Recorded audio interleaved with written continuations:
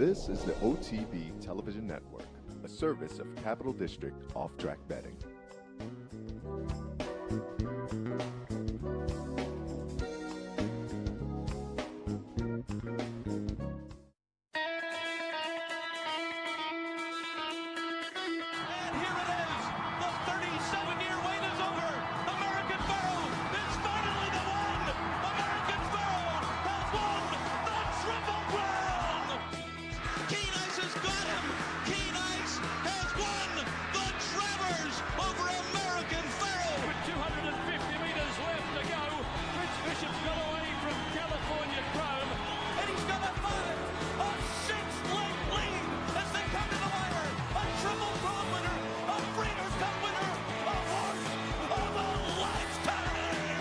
Broadcasting live from the Capital OTB studios, this is Racing Across America with Seth Merrow.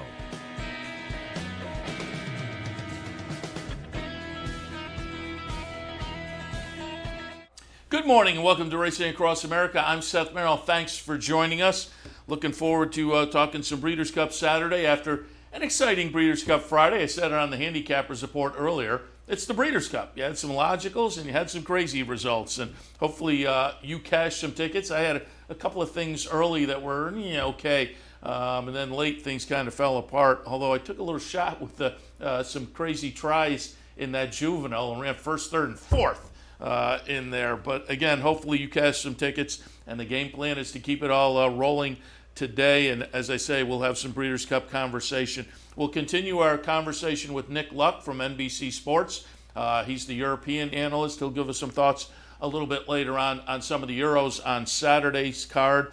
Steve Bick will also continue his conversation that started yesterday looking at the Friday card. He mentioned Sharing, who was the nice winner for Grand Motion at a nice price. I know our friend Mike Callahan liked that horse as well, so hopefully you followed either the One Sheet Mike or listened to Steve yesterday on that one at a price, and we'll get some ideas for Steve on today's card as well. But we're going to start things out, and again, all of these interviews, we did them Thursday afternoon just because, again, with the Breeders' Cup out in Southern California, Breeders' Cup days are busy to begin with, but to reach into people at 7 o'clock in the morning is a little tough to do. So talk to folks on Thursday afternoon.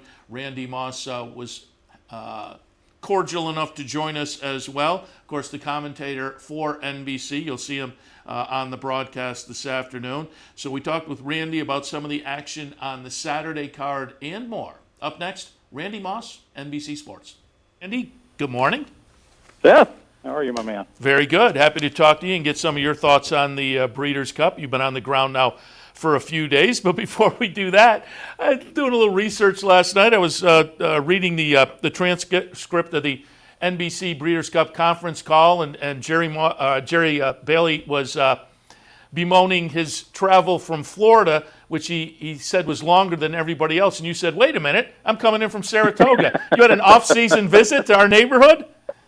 I probably, Seth, believe it or not, I spend more days in Saratoga during the off-season than I do during the Saratoga race meet. There is a production company in Saratoga that's closely affiliated with NBC, and they produce all of the show jumping that NBC Sports Network does, NBCSN. And I'm the host of the show jumping for the Olympics as well as for all the lead-in events. And so I have to go voice all those on Church Street in Saratoga. Very good. Yeah, it's well, since you come into town like that and you're an out-of-towner, give us where you go to eat. What's a good dinner spot? Well, I mean, I am a big fan of Forno Bistro across the street from the Hilton on Broadway. I am a big Mexican food fan, and so I was just turned on the other day to a place called Cantina, sure, which is right on Broadway, which is a pretty solid Mexican place. You know, you've got 15 Church is obviously a fantastic restaurant. I'm a foodie. There are all sorts of places. How about oh my gosh, there's a brand new restaurant, Solera. Soliva. Yeah, exactly. Yep. Yeah. And it's outstanding. The parents of the owners are in the in chairs out on the paddock area every day. I see them probably half of the week. I wave to them. They come early and stay late, and they're always inviting me down. I have not yet made it, but I've heard good things about Salivo. So it's excellent. I would rate it number one in Saratoga. Yeah, very good. All right, let's get into Breeders' Cup. And as I say, you've been there, and I always like to ask this question for folks who are popping around the backstretch, watching workouts and whatnot. Any buzz horses this year?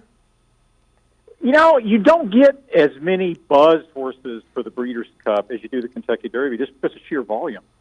You know, there are so many horses training at Santa Anita that it's hard just to focus on one or two. If you could pick out a buzz horse just from the way they're training, and it's no surprise, it would probably be Dennis's Moment. The 2-year-old trained by Dale Romans, owned by the Albaugh family stable that runs in the juvenile. He typically works like dynamite, and he's looked fantastic here as well. And one thing, I was talking buzz horses a little bit earlier as well, and I said, you know, usually we think of buzz horses as maybe like the second level, second tier. And I think this year, the first tier, all the workout reports. Matoli had that great gait workout. Chancelot, I think, has looked well. So it seems like the first tier horses are working well. So they don't necessarily translate to that kind of quote-unquote buzz kind of definition. Yeah, exactly. And what you hear sometimes when you come is that such and such a horse is not training well. Yeah. And that can sometimes be more valuable than a horse that is training well, especially if they're one of the favorites in a race. You can throw them out, key on some of the other horses. But unfortunately this year, I really haven't heard a lot about horses that are training well. I know that there is a clocker who I respect very much, who shall remain nameless, who is not particularly high on the way 8 Rings has been training. Okay. So maybe that could be of benefit to some people. But if 8 Rings wins, you didn't hear it. You didn't hear it from me. All right, very I'm just good. passing it on. I'm just passing it on. I'm a conduit. I hear you. Another thing that I picked up from the transcript on the conference call, and I've heard some conversations about this. I talked to John White maybe a month or so ago, and he was kind of alluding to it at that point. Obviously, with the things going the way they were out at Santa Anita, they've changed up the surface a little bit, and it may play into the horses that either are based out in Southern California or at least have been kind of training out there for a while now as compared to the West Coast horses. So is the track surface a focus of conversation over the last few days? It is definitely a focus of conversation among horse players. Yeah. I've been on this bandwagon now for at least the last couple of months leading up to the Breeders' Cup as saying that this is something that we're going to have to watch very carefully on Breeders' Cup weekend to see how the eastern horses, the horses that have not had the benefit of training at Santa Anita, are going to come in and handle this racetrack surface. It's been described by trainers as being uncommonly heavy. It sounds kind of weird, but they say just pick up a handful of it, and if you've been at racetracks around the country, you'll feel how much heavier it is than a normal dirt racetrack, and consequently, therefore, more tiring. But when I talk to trainers about it, when I talk to California trainers in particular, say, hey, do you think your horses have an advantage having been out here training on this track? I haven't found a trainer yet that told me that they thought it was an advantage. So we'll see, but it's definitely something that I'm going to be keeping a close eye on. Yeah, interesting. Love to have your opinion. I think everybody is looking forward to the sprint. Obviously, just by definition, the Classic is the highlight of the weekend, but I think the most anticipated race is the sprint. Imperial Hint, Matoli, Chancelot, who all ran super right up here in our neighborhood at Saratoga, but Catalina Cruiser based out there provides another contender. What are your thoughts on the sprint? Matole is such a good horse, and when he is on his A game, he obviously is a very difficult horse to beat, and he's obviously training very well also. But the way the race looks like to me that it's going to shape up is you're going to have Matole and Chancelot throwing it down right from the start. Matole's got the inside post position, so they really have no other options with him, and Chancelot is a one-dimensional speed horse. And so I think it's going to be one of those scenarios where you get a first quarter mile and 21-1, in the Breeders' Cup Sprint. And if that transpires, if both those horses break as expected and run as expected, it's possible that Imperial Hint could be sitting there in the garden spot. He could be sitting there in third, just a length and a half, 2 lengths back, tracking those two. And we've all seen what Imperial Hint can do at Saratoga and some other places when he gets an advantageous trip. So on paper, I respect Mitole tremendously, and it wouldn't surprise me if he hung on to win anyway. But I think Imperial Hint's going to get the trip. I'm right in your Catalina camp. Cruiser, I'm a little worried about Catalina Cruiser being able to keep up. I think he would have had a better chance at the dirt mile than in the sprint, but we'll see. Maybe I'm wrong. I'm in your camp. I've liked Mitole all year long, but I'm looking for Imperial Hint to maybe repeat what we saw in the Vanderbilt up at Saratoga, which I think would bode well on Saturday. Let me ask you this. Midnight Bijou in the distaff, Sister Charlie in the turf. They're both undefeated this year. Are they potential signals? Omaha Beach in the dirt mile has gotten some buzz there. Are there any potential singles or horses that maybe you would say, hey, better can maybe lean in this direction on Saturday? Of those, I would say, and this might be a little different from what your normal opinion would be, I would say Sister Charlie would be my choice as a single. Even if Magical had come over and had run in the filly and mare turf, I still think Sister Charlie would have been the one to beat. In fact, if you look about a week ago when Magical was supposedly coming, and you look at all the European bookmakers in their early line, you can take betting over there early. Every one of the European bookmakers that I looked at, and I looked at 7 of them, had Sister Charlie as the favorite over Magical. And she's just so good, and she's so good right now.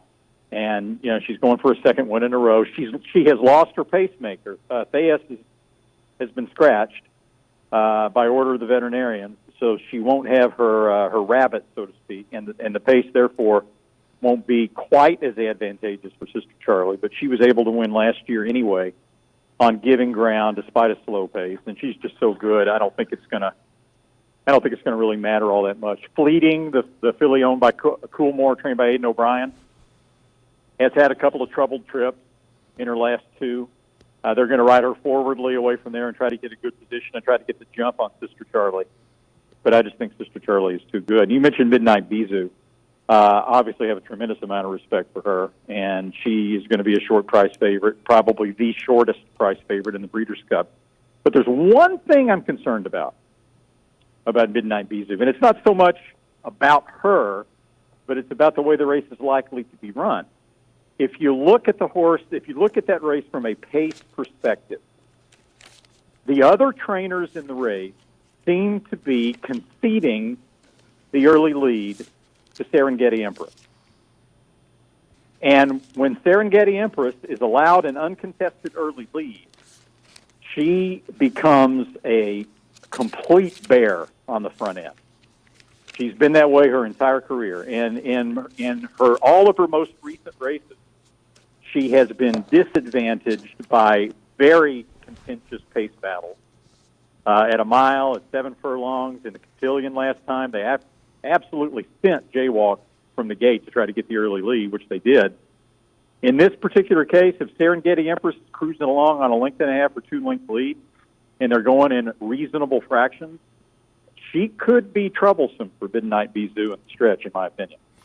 Her second to Kafefi in the test was amazing, that she just fought and fought. I was going to ask you if you had a clever horse on the card, and at 12-1 on the morning line, would Serengeti Empress be the clever horse? Absolutely. Yeah, absolutely. I think she's a legitimate wire-to-wire candidate. The only thing that concerns me about her, and it's the same thing that concerns Tom Amoss, and you always have concerns with these horses, right? You can always play point-counterpoint. Sure. But she has had a lot of tough races in succession. And when you look at the cotillion, she was beaten to the early lead by Jaywalk, but a lot of people thought she was fast enough to beat Jaywalk to the lead, and she didn't. And so the only concern with her might be if she's a little over the top. But Amoss says that she's training exceptionally well, and he sees no signs visibly, not that you always do, but he sees no signs visually that she is anything less than 100%. Yeah, very good. Let's move on to the Breeders' Cup Classic and get some thoughts there. I handicapped and I put McKenzie on top. I just kind of feel like, only 2 wins and 6 starts in the 4 seconds. But I think he's just, in this year of 2019, the best older horse. The question mark is going to be the 1.25 miles. A late, very proven at 1.25 miles. She becomes an interesting storyline in there. I couldn't really have her up too far in my mix, though. I thought Vino Rosso off the win in the Gold Cup earlier this year at Santa Anita was interesting, and Code of Honor down in the 3rd spot for me because he's just coming in very good form off the Travers and the Jockey Club Gold Cup. And Yoshida for Bill Mott, also interesting. I think it's an intriguing race in the year where, again, nobody has really taken a stranglehold on that older handicap division. But what did you see in the Classic? I think it's an intriguing race as well, Seth, from a lot of different standpoints. I like Code of Honor, and let me tell you why. If Mike Smith was still on McKenzie, I would like McKenzie. But this whole Mike Smith off jockey switch thing, it bothers me from one primary standpoint. Baffert did not like the way Mike rode McKenzie in the Awesome Again. I thought it was an excellent ride. Jerry Bailey thought it was an excellent ride. In my opinion, if you had asked Bob before the race, or Mike Smith before the race, you can be 1 length, you can be sitting second 1 length behind Mongolian Groom at the quarter pole. Will you take it? They both would have jumped on it in a heartbeat. But Mongolian Groom just ran the race of his life. And McKenzie didn't run poorly, but he was just outrun. Now, Baffert wants McKenzie either on the lead or right up in the mix. You've got War of Will with blinkers on, who tends to be a bit of a keen horse anyway. And even though Mark Cassie's been saying that the blinkers doesn't make him any more keen, I don't believe it. I don't believe it. The horse has always been keen in every race in his life. And now you're going to put blinkers on him. I expect War of Will to go to the lead. And I expect the pace to be faster than it looks like it would be on paper. Because if McKenzie's up there, if War of Will is up there, if Mongolian Groom is up there, if Vino Rosso is up there, then I think McKenzie, it becomes tougher for McKenzie to get the kind of trip that I think he prefers. I think he prefers an outside stalking trip, and I'm just afraid that that's not what he's going to get. I think he's the best horse, but the way the race is likely to be run and the way the pace is likely to shape up, I think it's going to favor a closer like Code of Honor. Does that put him not in the mix? He's already in the mix. Would that a Breeders' Cup Classic, I think, would be a slam dunk for a 3-year-old Eclipse, right? One of my questions that I was going to ask you was what are your thoughts on the 3-year-old Eclipse at this point? Because I was surprised after the Jockey Club Gold Cup, the number of people who said, oh, Code of Honor is now at the front of the class. To me, after the Jockey Club Gold Cup, it was kind of a dead heat. But after what Maximum Security did last weekend, I think now it's very intriguing given what he potentially will do in the Cigar Mile. But does a Breeders' Cup Classic just trump everything if Code of Honor wins? I agree. I think it does. I think if Code of Honor can put together a decent effort in the Kentucky Derby, even though he was behind Maximum Security, with his win in the Dwyer, with his win in the Travers, with his win in the Jockey Club Gold Cup, with the win in the Breeders' Cup Classic, to me it becomes a slam dunk. Yeah. Even if Maximum Security comes back and wins the Cigar Mile. And as I say, I was surprised by the number of people who put Code of Honor in front after the Jockey Club Gold Cup, because I thought it was kind of given the DQ in the Kentucky Derby, the DQ in the Jockey Club Gold Cup, but it'll be interesting to see what Code of Honor does on Saturday in the Breeders' Cup Classic for sure. What does a close-up, maybe second, do for him? That's the point I was just going to make is, what if he runs poorly? Yeah, what if Code of Honor runs poorly, and then stay off the board, and then Maximum Security comes back and wins the Cigar Mile? What happens then? Yeah, I think it goes to Maximum Security. Yeah, but it's an interesting mix. A second place finish from Code of Honor, I don't know. I think we might have to look in and wait for Maximum Security to run again and see how he does. Yeah, but it's certainly fascinating, isn't it? Interesting. And the Horse of the Year potential in a number of different races. We mentioned the undefeated horses. Didn't mention one of the other great races on Saturday, the Filly and Mayor Sprint. Covfefe and Come Dancing will throw it down. I think it's a great weekend, obviously, but a good Saturday as well. Wish you and everybody at NBC a lot of good luck on the weekend. Looking forward to the broadcast. And Randy, I really appreciate the time. Thanks, Seth. Always enjoy talking to you. Take care. Very good. Randy Moss, NBC Sports. And again, NBC kicks off today, 3:30. NBC Sports Network has the early portion of the Breeders' Cup, and then at 8 o'clock they'll go over to NBC proper for the Classic. So thanks again to Randy Moss for joining us. We'll take a break. When we come back, Steve Bick. Again, he's been out there all week with the radio show, catching the workouts and talking to some of the players. So we'll get to him right after this break. Please stay tuned.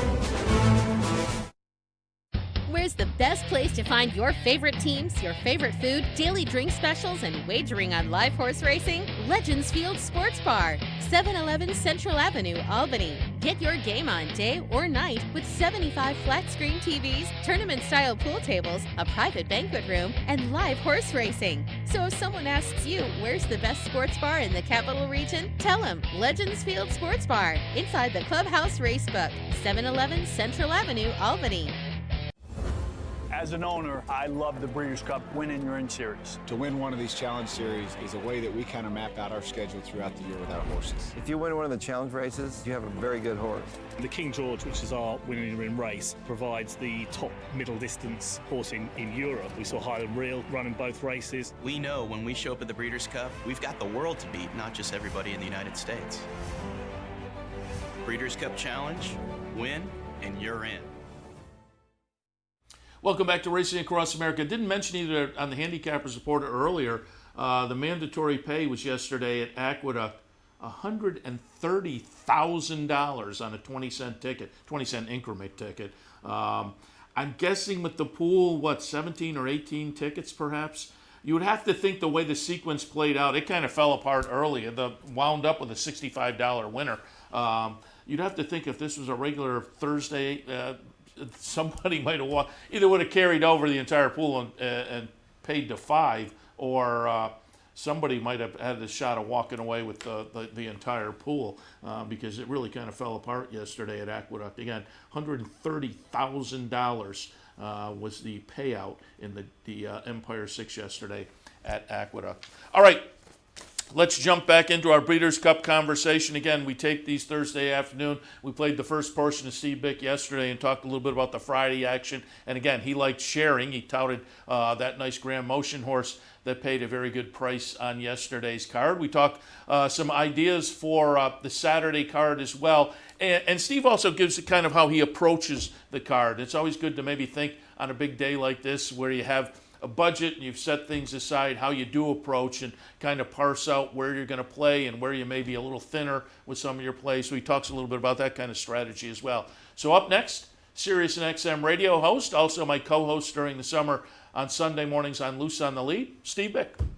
Let's shift our attention to Saturday, and you've kind of alluded to it already. Let's talk a little bit about strategy. 9 Breeders' Cup races, plenty of pick plays. You talked, as I say, you alluded to your trifecta kind of key where you put a big price underneath. Talk a little bit about that and how you approach Saturday in the 9 Breeders' Cup races with plenty of opportunities. You got to parse out the bankroll correctly. What are your thoughts as you head into a day with those 9 Breeders' Cup races?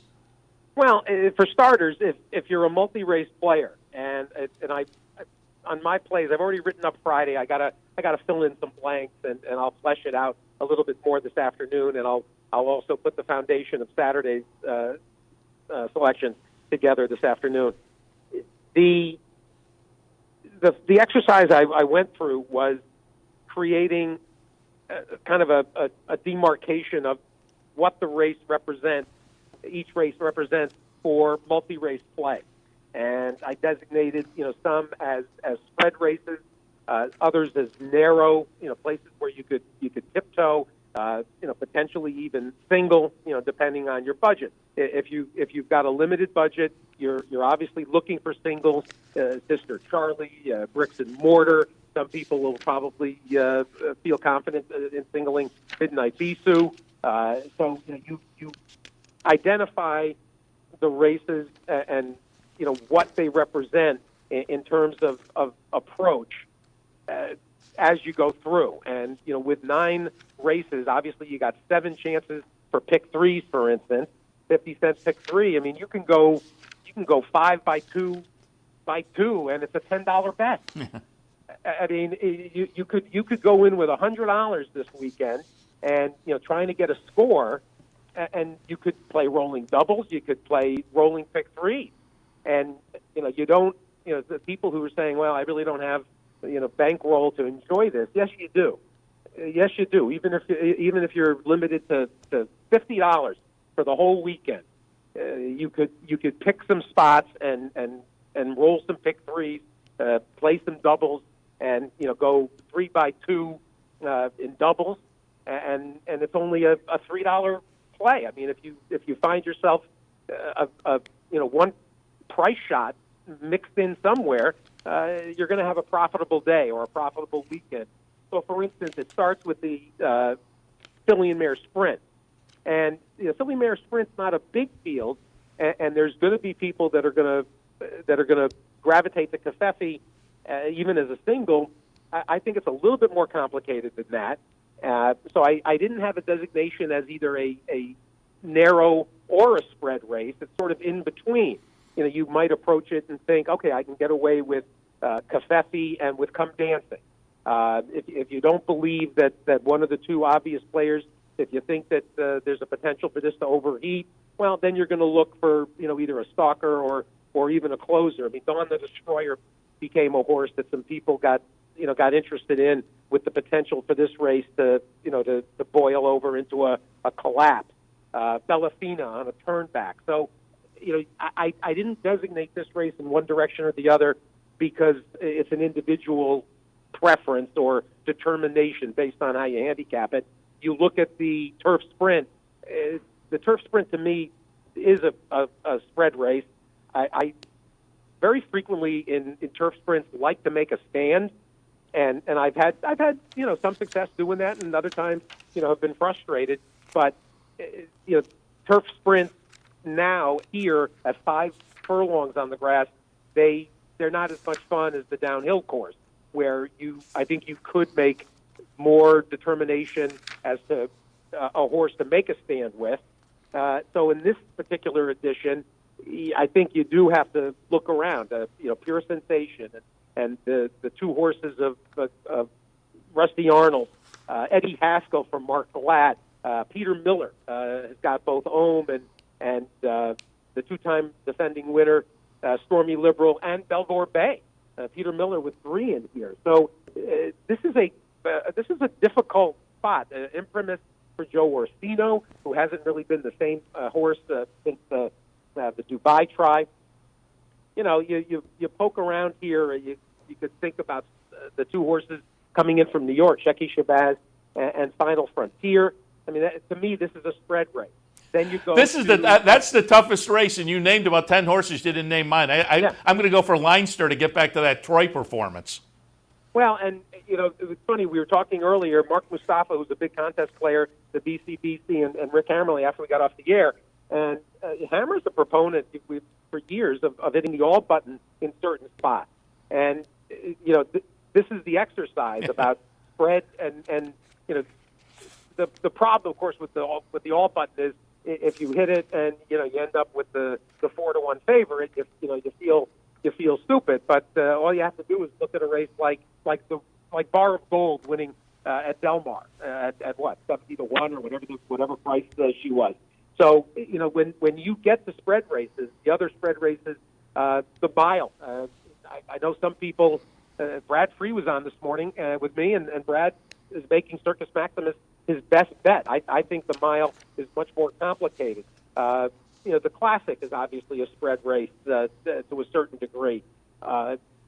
Narrow races, I mentioned the 2 Chad Browns. You can go fairly narrow with Sister Charlie and Bricks and Mortar. The sprint is sort of in between because there's probably 3 horses, maybe 4 that seem much more likely to win than the other half of the field between Matoli and Chancelot and Imperial Hint.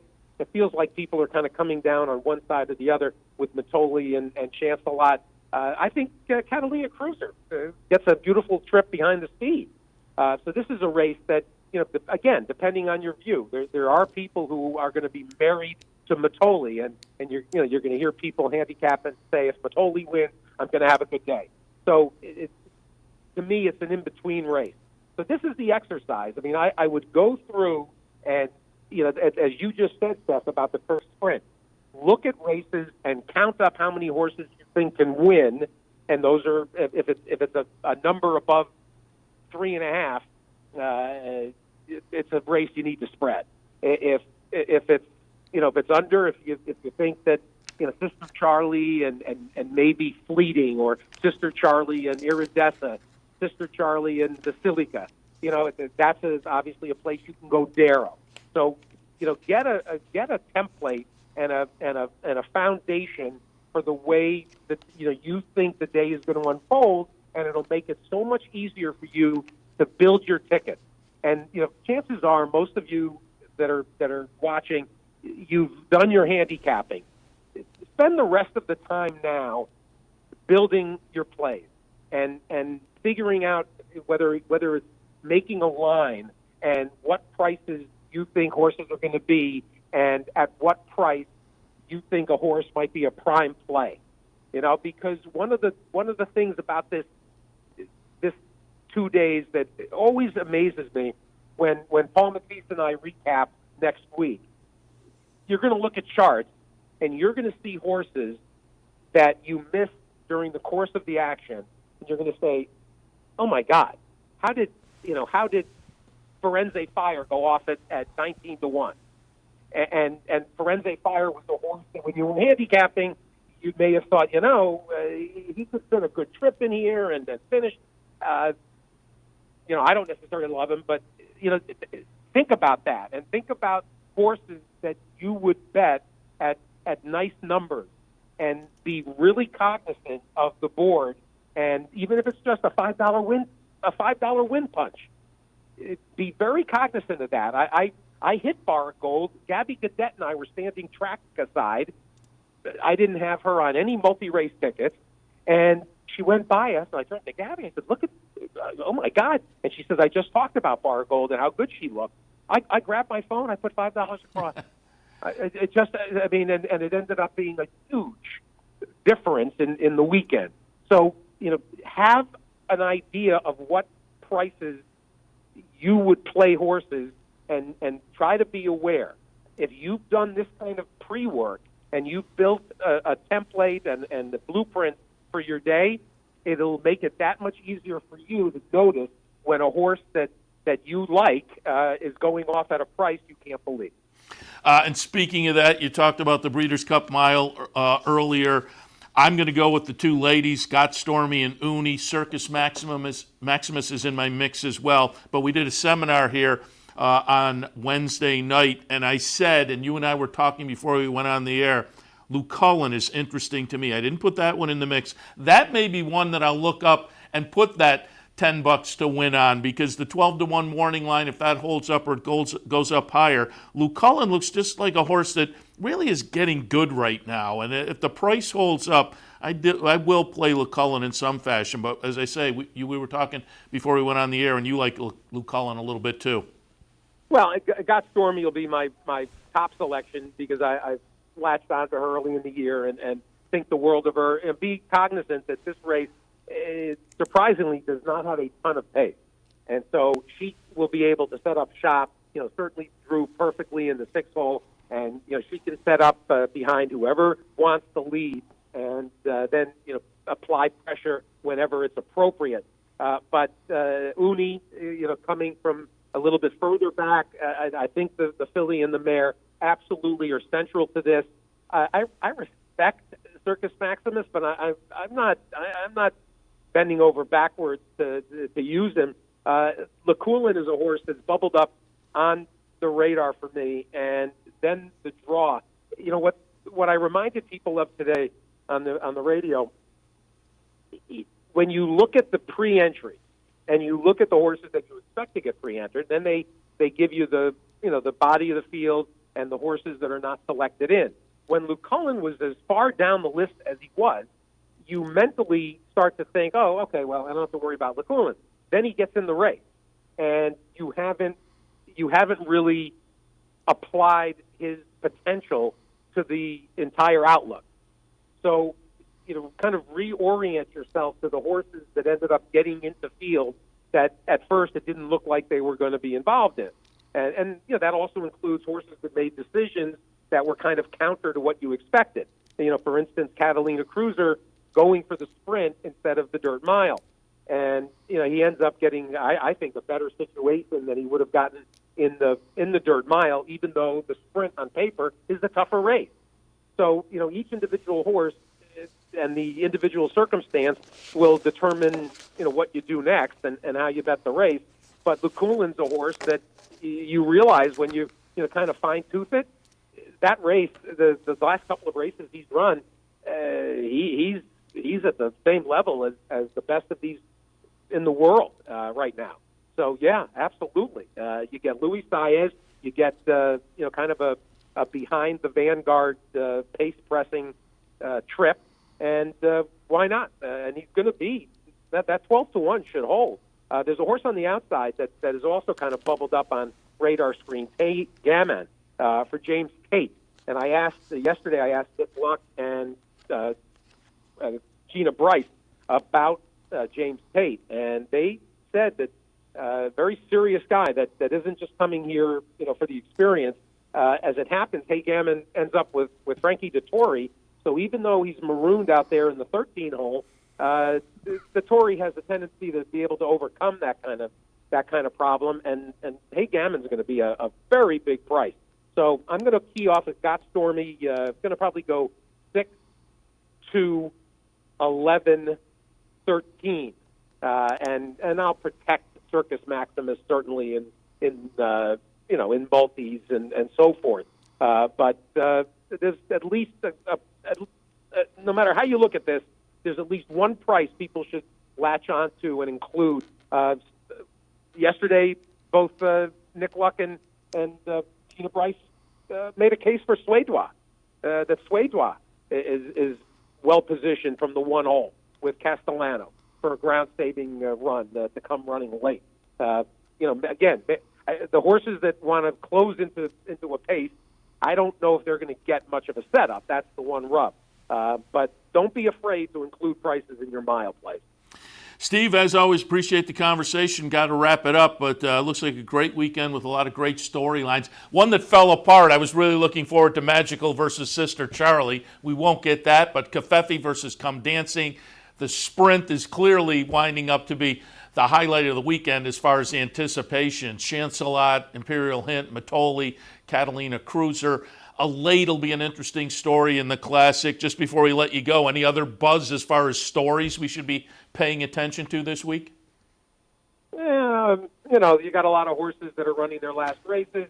That are going to change hands, Tuesday and Wednesday at Fasig and at Keeneland, and in the bloodstock market.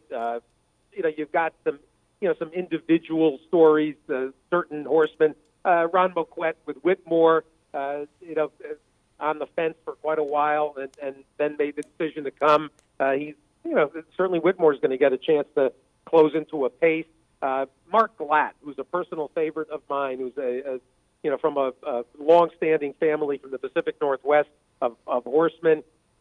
His father, Ron. Mark Glatt is a terrific horseman.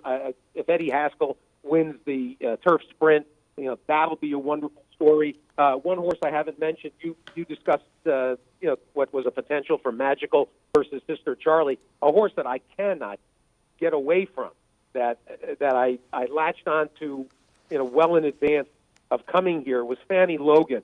John Gosden is as good a horseman as there is in the world, and a 3-year-old filly in this spot. Fanny Logan reminds me of Queen's Trust 3 years ago when she beat Lady Eli on the wire. I got the last 2 mornings got a chance to look at Fanny Logan. She didn't draw great, from the 12th hole, but she gets the Tory. And Fanny Logan, a horse that every bit of 15-1. I don't know if she can upset Sister Charlie, but she could be a really nice price boost.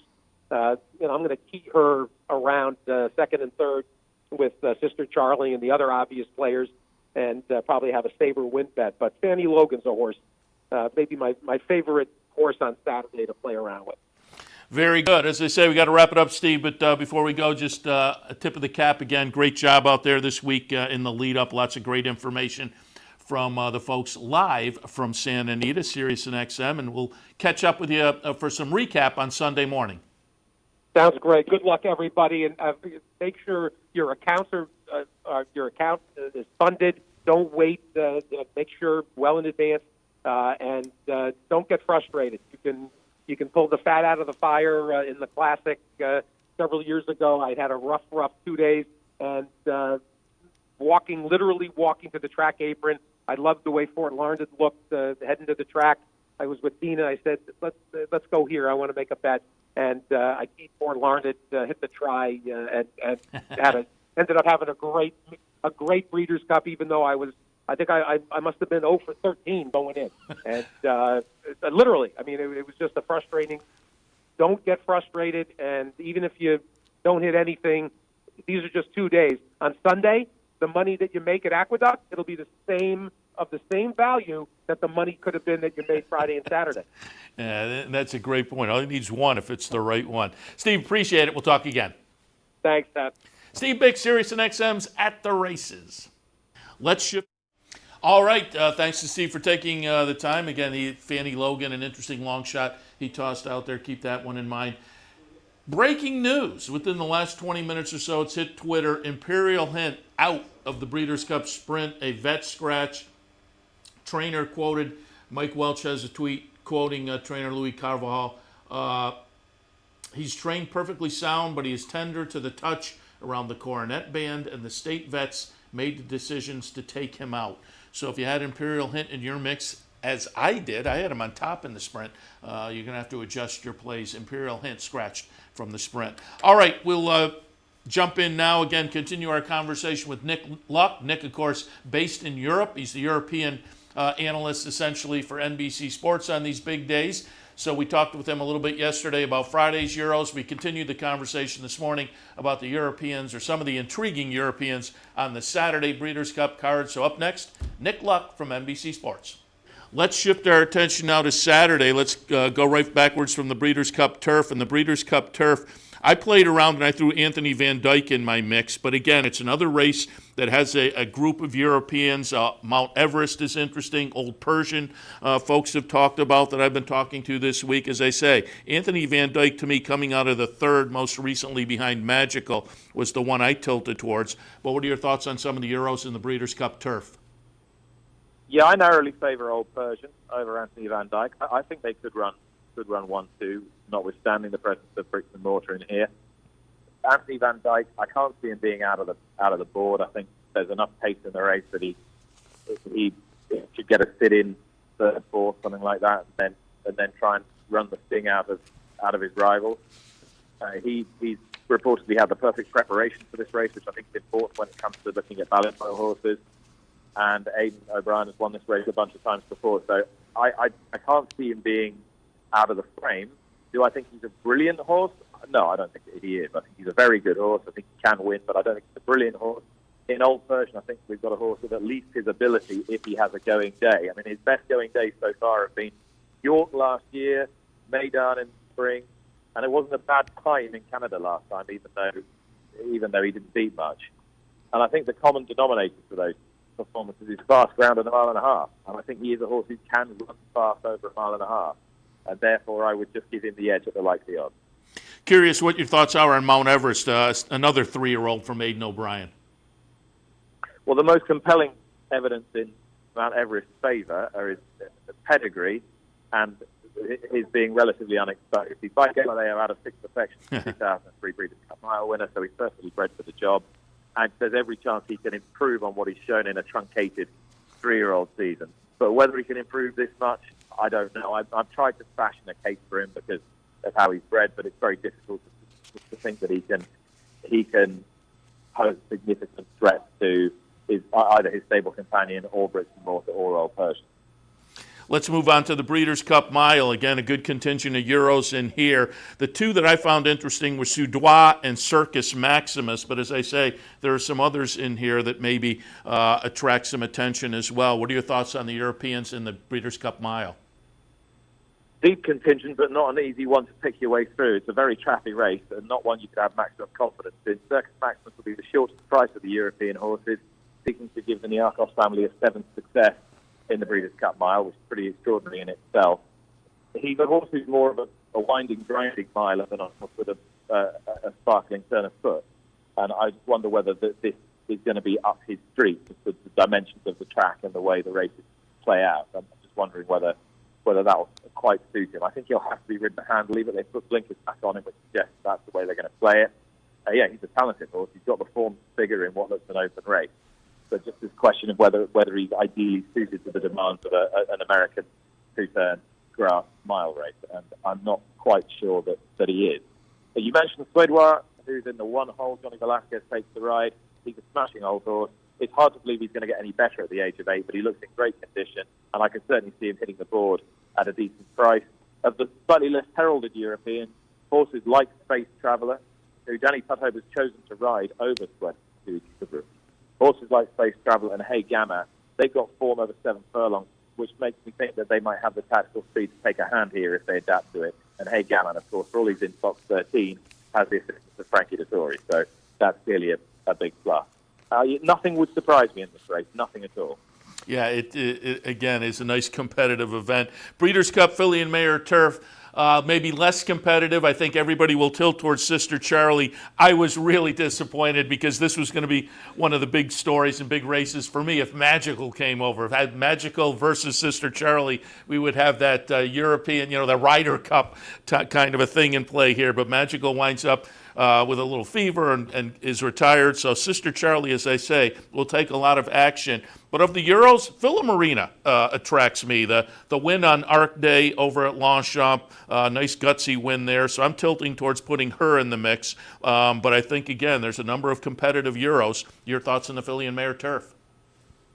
Yeah, I think she's a shot for sure. But that was a hard race on very soft ground. It's a different kettle of fish this time round, and that would worry me a little bit. Fleeting has been the unluckiest filly in training, but is she making her own misfortune by just not having the tactical pace to get into the holes when a rider needs to get her into the holes? Is that going to undo her here, I wonder? I think that Charlie will win, broadly speaking. you know, if there's a European horse that might run really well at a huge price, and I mean a huge price, it's Just Wonderful, who I think wants every bit of this 10 now and hasn't really had a chance to show what she's capable of at it. She's not straightforward. She carries her head a little bit high. You always wonder whether she's going through with an effort. But when you consider that she's 10 times the price of Iridescent, that you can make a pretty good case for, yet she looked like she might beat Iridescent for half a furlong at Leopardstown on Irish Champions Weekend, then you know, I'm sort of interested in her at a massive price. As I say, she's not that straightforward, but you know, I sort of hark back to years where Aidan O'Brien had one or two second strings run big in this race. I remember Long Crest doing it. She looked to have a kind of weird profile for it, but running a massive race in this back in 2003 Lion Islington, and I just get a sneaking suspicion that she might run better than her odds suggest. Very good. Nick, before we let you go, let me put you on the spot for a second. Your most likely European winner? I think the percentage call is to say Arizona, because he's got the clearest class edge over any of his rivals.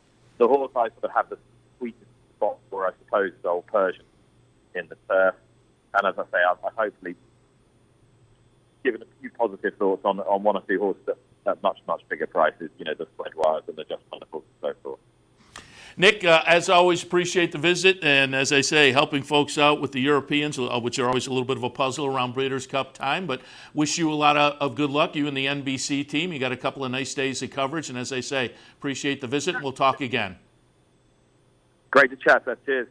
NBC Sports' Nick Luck giving us some thoughts on some of the Europeans on the Friday and Saturday cards. Nick Luck for joining us, NBC Sports. Top of the show, we had Randy Moss from NBC. Again, NBC coverage today begins at 3:30 on NBC Sports Network. They'll have the early Breeders' Cup races, and then things go over to NBC proper at 8 o'clock for the Classic today. So again, thanks to Nick Luck and Randy Moss, and thanks also to our buddy Steve Bick for joining us as well. That's going to wrap things up for this edition of Racing Across America. They're actually underway with Talking Horses at Aqueduct, so we'll jump right into that. They have an early post time today at noon. I think it's noon tomorrow as well, so keep that in mind for Aqueduct over the weekend. Again, Bet 100, Get 100 continues today. Today's your last day. Jump in and take advantage of that nice bonus cash if you're signing up for a brand new account. That's today. You have to jump in for that. Don't forget, tomorrow at the Clubhouse Racebook, it's an NFL Sunday. Watch all the games and catch all the racing action every Sunday throughout the football season. Clubhouse Racebook, 711 Central Avenue in Albany. Again, if you're on the bankroll team, Bounty Bet. Oh, yeah, great. I didn't mention that yet today. And that you definitely want to jump in on. Play the late pick 5 today with your Capital OTB Bet account, and you're in line for all or part of that $2,000 plus bounty. That's a special Breeders' Cup edition of the Bounty Bet today. Play the late pick 5 at Santa Anita with your Capital OTB Bet account. Also, keep in mind, if you're on the bankroll team, Sully and I will play today. I have an early part of the card, $1,000, which I have to adjust a little bit now with the Imperial Hint news. Sully will have the later part of the day, $1,000. But if you're on the bankroll team, you should have received an email. You can check the website. But if you're on the bankroll team, you have to wager today to continue to participate. So keep that in mind. All right, going to wrap things up for this edition of the Handicappers Report, for Racing Across America. Handicappers Report was in the rearview mirror already. And, I should mention one more time, if you didn't see 10 or 15 minutes ago, I mentioned within the last half hour, Imperial Hint is out of the Breeders' Cup Sprint, a vet scratch early this morning. Imperial Hint out, so a notable scratch on the Saturday Breeders' Cup card. All right, going to wrap things up. Tomorrow I'll be back in at 10 o'clock with Racing Across America. We will recap the Breeders' Cup action, so I hope you tune back in for that. Back in less than an hour, actually, with the 12 noon post time at Aqueduct with OTB Live for a Saturday afternoon. Thanks for tuning in. We'll see you in a few. You're watching OTB TV, a service of Capital Off Track Betting.